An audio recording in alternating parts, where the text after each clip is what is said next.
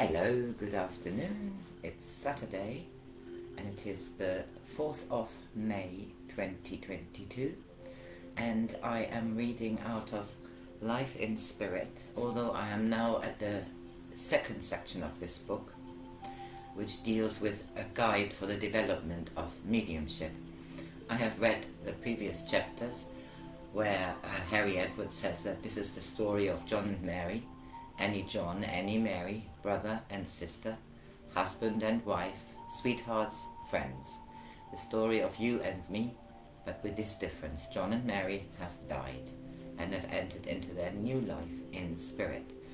And it is an account, the 20-odd chapters are an account of the afterlife, about the children in the afterlife, about what gets you there or not, as the case may be. And I am now at his teachings. I finished yesterday where he was talking about language. Sometimes in the early days of development, excessive and unreasonable action and behavior are seen. It should be the duty of the leader of the circle to correct this, and the sitter himself should seek more orderly control. Mediumship should be dignified and natural, and every developing medium should seek to attain this. It may well be that the guide, in his willingness to use his instrument, may condone weaknesses such as the use of pidgin English as a means to an end, and in many cases the guide would not be able to interfere, for the unnecessary practices are the product of the medium's mind and not his. This brings us to another important consideration in development: self-discipline. It is vitally essential that the medium must always be master of himself. He should only sit for development at the prescribed times. He must not sit for control alone. If at any other time he feels the presence of the guide with him, he must not allow it to become dominant. He should send out the mental instruction, not now, but only when I invite you. He should then immediately turn his thoughts into other directions and occupy himself with other things. In the eagerness of the early days, when the guide's presence commences to be felt in the development circle, it is natural for the beginner to wish to develop more quickly, and at times the guides desire this too. It is, however, best to develop slowly, yet progressively, and on no account should any encouragement be given for control or trance conditions to come, except on the special occasions arranged for this, under the leadership of the circle leader. Thus the rule should be firmly established that there must be an invitation extended to the guide before he enters into the medium's orbit. This particularly applies to automatic writing, which will be dealt with a little later. Sometimes when the beginner is resting and his mind is at ease, the desire to write will come. This must be resisted, for otherwise the practice will overrule discretion, and the medium become addicted to it far more than he should. It is worth repeating that the medium must always be master of himself, especially in the early days, to avoid his mediumship becoming a nuisance to himself and to others, and building up a habit that may be hard to break. As a rule, developing circles are held only once a week, and this should be the only time definite contact with a guide is sought for. This occasion should be looked forward to and anticipated with calm eagerness, but it must be restrained to that occasion alone. The guide will, of course, always be with his medium, to give good influencing and to protect him in all ways that are possible. But this service can be given without the need for the medium to feel his personal presence with him. It is known that in some developing circles, various preliminary preparations and restrictions are advised. Some of these suggest that sitters should fast before sitting, that entirely fresh clothes should be worn. Rubber soles on shoes are vetoed on the grounds that rubber will insulate the sitter from attunement, and sitters should not sit with crossed arms, but sit with hands outstretched, palms upwards in a supplicatory attitude, and so receive power. When it is recalled that mediumship is an outcome of the use of the medium's mental equipment by the guide, one may question these observances. For example, it is good for the sitter to be at ease and comfortable, and he is more likely to be so if he is not hungry. On the other hand, a heavy meal beforehand is to be avoided. In spite of what has just been said, and the further statements to follow, so long as a sitter is content to sit in a developing circle that advises these restrictions, etc., he should accept them, and not put up any opposition which would destroy the harmony of the circle. If he feels out of harmony with the circle procedure, etc., it would be best for him to leave with good grace. In the East, a way of development is to subjugate the body into a state of inertia by penance, continual exercise, fasting, and continuous monotonous intonations.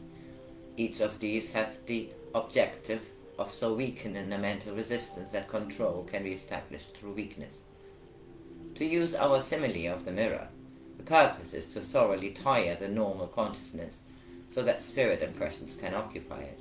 Happily, this does not apply in modern or Western practice, which follows more enlightened methods based upon a clearer understanding of psychic science. This method takes the view that it is best for a sitter to be contented and comfortable, so that he is more easily able to let his mind become relaxed and free, and so allow his awareness of the guide's influence to reach him in a natural and normal way. The wearing of rubber shoes cannot affect attunement with a guide. The idea that it is so arises from the mistaken impression held by some people that it is necessary to have an earthing with the earth, because development follows the magnetic theory of polarization. So if shoes are left off, then magnetic contact becomes more easy.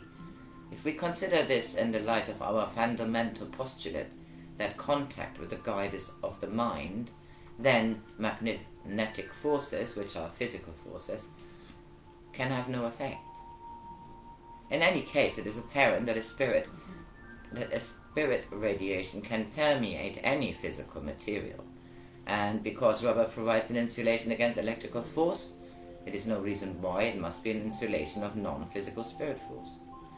The advice against crossing one's arm can only have a psychological basis, insofar as it can bring about a state of closing oneself up, and so preventing the contact being established. Common sense tells us that no positioning of the body, arms or hands, impede the attunement, though it can have a psychological value. Vibrations. This is a word that is commonly used in psychic circles. For example, the guide comes in on a certain vibration, that there are cross vibrations, and so forth. The word is often used loosely and sometimes without supporting reason. We know that all matter is in a form of characterized movement or radiation, and this equally applies to thought. It is a truism that for a reception of radiation there must exist a state of harmony or conductorship between the transmitter and the receiver. In trance and intuitive mediumship, it is the transmission of thought radiation that are received from the guide by the medium's mind. This is the only vibration which matters. It is true that different thought directives can set up different vibrations, and if these impinge upon the mirror of the consciousness at the time, then confusion is created. This can be understood by the comparison that if two people are speaking at the same time, the listener is unable to comprehend either. Suffices that when a beginner is seeking a communication from his guide, it is the guide's thought force that is invited, and there should be no other. No mind can be occupied with two purposeful thought directives at the same time, and therefore it is impossible for a medium to receive two thought directives from two different spirit personalities simultaneously. Thus, when in conversation in psychic circles there is talk about cross-vibration, and this is considered in the light of probabilities, any such difficulty to arise from them is very remote. This remoteness can be put into its right perspective when one considers how hard it is to impinge one's thoughts onto another. It may be said that when any two people differ in thought, that cross vibrations are created. There is no harm in this. Indeed, it is our right to hold individual opinions. Otherwise, we should be automatons, which we are not. When a beginner commences to sit in developing circle, he should follow out the instructions given by its leader and submit his mind to the common endeavor of the circle. If this is done, there can be no question of cross vibrations. In the event of a sitter being unable to accept the leader's instructions or methods, then he should withdraw from the circle. Thus, between all the sitters and the leader, there should be a state of happy harmony and full cooperation. Any personal opinions about the sitters or the leader or outside matters should be put out of mind. The ultimate success of any developing circle largely depends upon a condition of contentment within it. The guide. There are those in spirit life whose mission is to help and guide us in our earthly existence. They are noble personalities of good intent. There's probably much truth in the contention that the guides are attracted to humans where there exists a common bond. That is of like to like. For example, a guide who has much pleasure in music would seek to attend one who possesses an inherent appreciation of harmony. A spirit nurse or doctor would endeavor to influence one who has the latent gift of healing. Others have a devotional purpose, some a scientific approach, and so it is generally seen that the guide for an individual is often one who has a mutuality of interest. The guides are lovable and patient people, though at times they may be rather eager to seek all possible occasions to influence their human charge. That is why it has been stressed that the matter of self-discipline is very important, so that the guide must know that he should only draw closely into the medium's orbit when he is invited to do so. It must be remembered that the guide needs to learn how and when to use his medium, just as the latter has to learn how to seek attunement with his guide and submit himself to the guide's usage of him.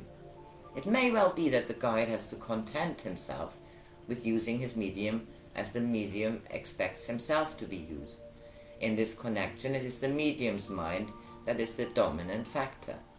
For it is recalled that it is the medium's conscious and subconscious mental equipment that is being employed by the guide. Therefore, should it be that the beginner, possibly through ill-informed leadership or copying others, feels that, to use an example which already mentioned, his guide should speak in broken English, the guide will be content to tolerate this weakness as a means to an end. The purest form of mediumship to be desired is that when the guide becomes a second nature to the medium, so that he can project his thoughts intuitively onto the mirror of the medium's consciousness, without a state of trance being necessary at all. There is a common statement, "My guide will not let me down." This is of course very true, but we should not impose upon the guide responsibilities beyond his power to perform. No guide is omnipotent. He, like us, can only deal with the material he has. He can direct good influencing, give thought directives, guide us to good motives within his capacity of comprehending our problems. We should not expect him to prevent one slipping on a banana skin, catching a cold when one has been soaked through, helping to win the pools or find a house to live in, or direct customers to one's business. The beginner should avoid guide worship, and it's my guide says this or that. Let us see them as they really are. Fine personalities, more advanced in wisdom than ourselves, but who have their limitations as we have. The biggest limitation in mediumship is ourselves. We all respond to the laws governing cause and effect. and the guide cannot alter this. The guides cannot foresee our physical future very far ahead. They can, however, influence our mind, give us thought directives, inspire us, give us inner strength and purpose. At times they can foresee an immediate danger and help us to avoid it. They can assist us to overcome the ill effects of sickness and to cultivate our virtues. We should regard them with affection and confidence, as that of a big brother, but knowing this, we should avoid expecting them to fulfill functions that are outside their province. So this was page 205, and it is a guide for the development of mediumship, and I continue another time. Bye!